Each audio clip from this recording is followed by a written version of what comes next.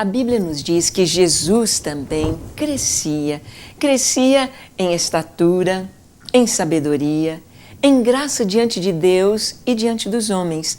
Ou seja, há 4 áreas básicas da vida. Em cada uma destas áreas, as crianças precisam se desenvolver. Jesus crescia em estatura. Eu acho que ele comia bastante verdura. Coisas saudáveis. Uma carninha de cordeiro. Jesus crescia em estatura. Praticava exercícios físicos. Não sei que tipo, se tinha futebol naquela época. Não sei. Possivelmente não. Mas devia ter outras brincadeiras, de correr, de esconder, de subir na árvore, para exercitar o seu físico, os seus músculos. Jesus crescia em estatura. Ele crescia em sabedoria, ou seja, ele estudava, ele aprendeu a ler. Jesus leu no rolo lá na sinagoga, então ele aprendeu com as crianças na sinagoga. Ele crescia na vida intelectual. E é importante, não é, Suzy, que os pais possam dar para os seus filhos bons livros, Exatamente. Não é verdade? Você teria sugestões para os pais nesta hora? De livros, de biografias, de histórias, grandes homens. Eu acho que quanto mais as crianças leem, agora os pais têm que prestar atenção, né, no conteúdo realmente dos livros, inclusive livros que muitas vezes são sugeridos até na escola, às vezes, não sei se enquadram tem muito mensagens bem negativas. Com a idade da criança. Hoje em dia os pais estão muito afoitos em permitir que a criança conheça tudo, né? Então, às vezes, esse conhecimento desse tudo, né, principalmente relacionado, por exemplo, ao ocultismo, né, ao próprio relacionamento, né? Se você fala sobre o relacionamento familiar de uma maneira linda, a criança recebe aquilo ali. Se você já vai falando, por exemplo, sobre a intimidade sexual para uma criança de 4 aninhos, de 5 aninhos, né? Acho que tudo tem a época certa, o jeito certo de falar para que a criança ela cresça com uma visão da vida bem agradável, para que ela se sinta realmente capaz, vencedora, alegre, uma criança que vai realmente ser um adulto realizado, né, na vida.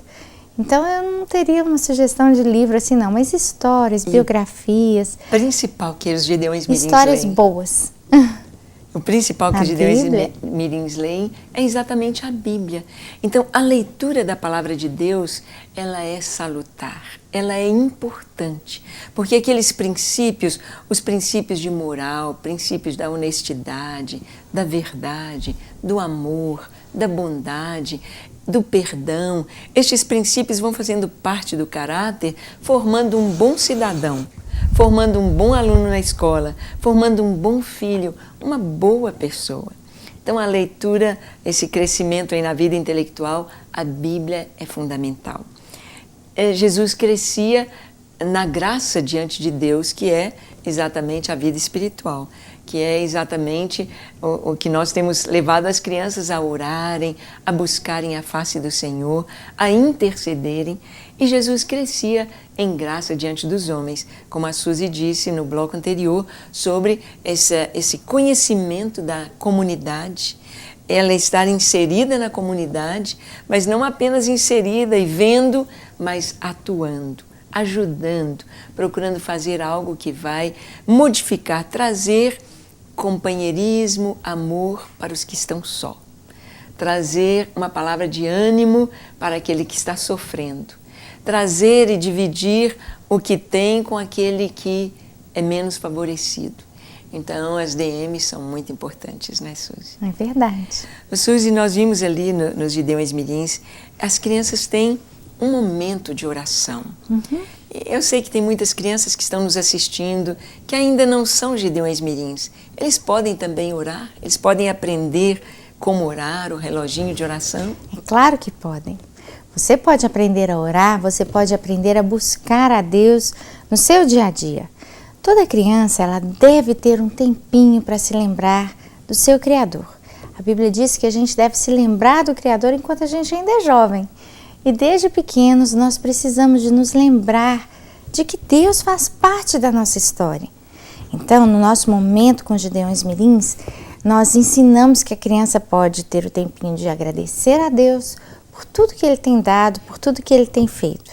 A criança, ela pode pedir a Deus pelas coisas que ela tem necessidade. Ela pode pedir a Deus pela sua família, ela pode pedir a Deus coisas relacionadas a crianças que moram em outros países, em outros lugares. E ela pode ter esse momento de louvar e de adorar o Senhor. Como é importante para o Gideão Mirim entender esse período. Eles vão aprender com os seus conselheiros como dividir esse tempinho de oração e como fazer desse momento um momento bem gostoso, não vai ser um momento chato. Para isso a gente tem um passaporte de oração, onde eles anotam os pedidos, e esses pedidos vão ser lembrados, né, todos os dias diante de Deus. E nesse passaporte eles também têm um lugar onde eles vão escrever as respostas de oração. Cremos que Deus é um Deus que responde aquilo que nós pedimos, responde aquilo que nós temos colocado diante dele, e essas respostas, elas aumentam a nossa fé. É tão gostoso quando a gente vê uma criança contando aquilo que Deus fez através da oração dela. E é muito lindo, Suzy, a questão do passaporte da oração. A gente faz o passaporte para viajar as nações. Viajar aqui dentro do Brasil, nós não precisamos do passaporte. Apenas com a nossa identidade nós podemos voar para qualquer parte do Brasil, ou seja de trem, de carro, de ônibus, não precisamos de passaporte. Mas atravessando as nossas fronteiras, principalmente indo a outros continentes, fora do Mercosul, nós vamos precisar do passaporte.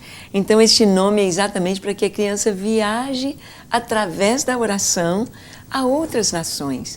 E elas podem conhecer as necessidades das crianças. Suzy, você podia falar um pouquinho, por exemplo, sobre as necessidades de crianças de outros países? Há uma diferença das crianças da Índia, da China, da África para as crianças do Brasil? Com certeza. Hoje em dia, em cada país, nós temos realidades diferentes. Então, existem países muito frios, onde muitas crianças que não têm uma boa condição estão passando frio. País onde há uma escassez de água, cidades onde as crianças estão chorando pedindo água. Cidades e lugares que estão passando por um momento de seca, de fome. Então, as crianças, elas vão aprendendo as realidades diferentes e elas vão aprendendo a se importar e a pedir a Deus para que Deus, de alguma maneira, alcance essas crianças que estão em alguma situação, seja de risco, seja uma situação de fome, de pobreza, ou simplesmente de ausência desse conhecimento de Deus.